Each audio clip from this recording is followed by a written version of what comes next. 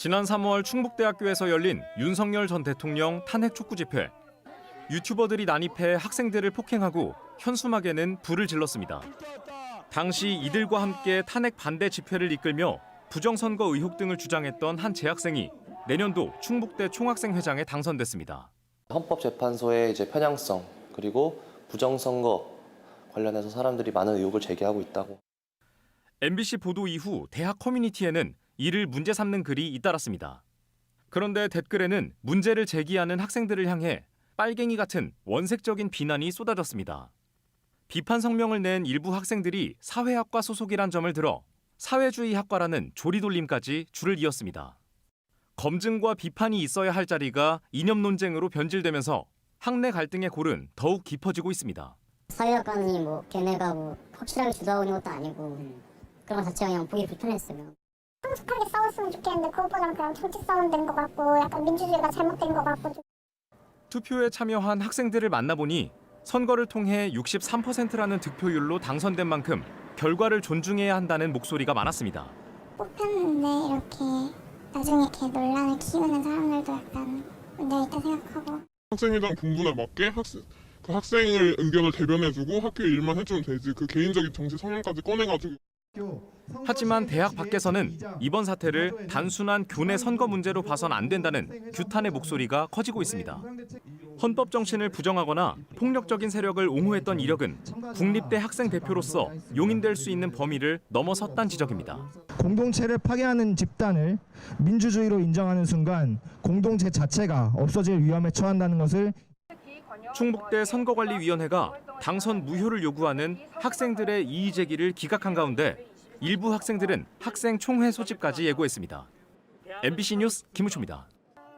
지난 3월 충북대에서 열린 윤석열 전 대통령 탄핵 촉구 집회.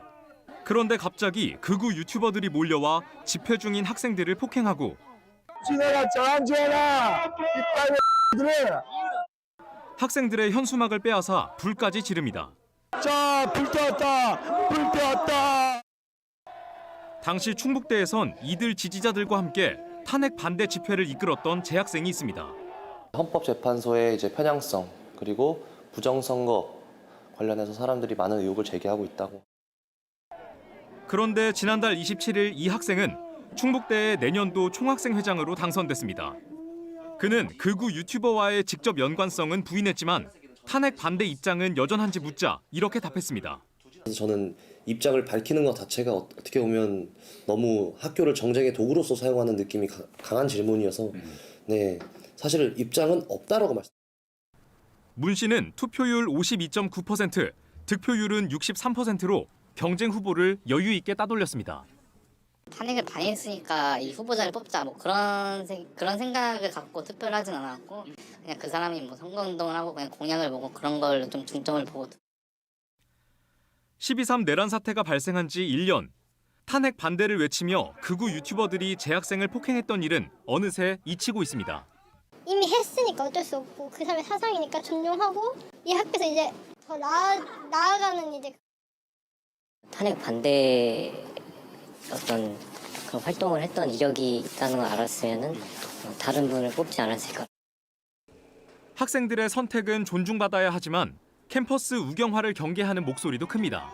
대학이라는 게 어떻게 보면 민주주의를 학습하는 공간이기도 하잖아요. 셀프 쿠데타를 옹호하는 그 사람에게 표를 준 사람이 그렇게 많았다라는 건 놀라운 일이죠.